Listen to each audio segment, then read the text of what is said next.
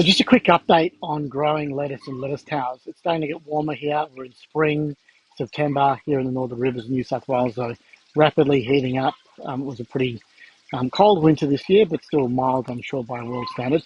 Now, I wanted to just give you a bit of an update on these grow towers because if you don't get this right, you're going to lose whole crops. And I've just had to harvest prematurely a whole tower, big loss in income.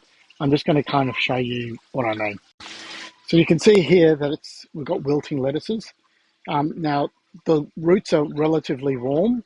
Sorry, not warm, relatively wet, but the reality is they're not getting enough water.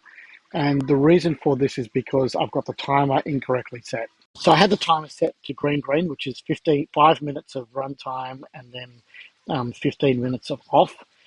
In summer, when it gets warmer, that's not good enough. You really need to have it running pretty much most of the time. So you really want 15 minutes on and then 15 minutes off, so the red and the green. What happens when you get this wilting is essentially you don't get enough water into the leaves, and so not enough calcium is able to be taken up by the plant, and then you essentially get leaves ultimately rotting.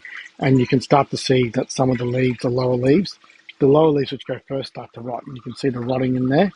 And that rotting is just going to spread, and the entire head of lettuce will basically rot. So I may not be able to save this batch of lettuce, but I'm really hopefully now that I've changed the timing, that it will actually fix the problem. So that's all for today, but just keep an eye on your towers. It is quite challenging to grow in them if you don't get the settings right. If you do get the settings right, though, it's a painless and process, and you'll get great results.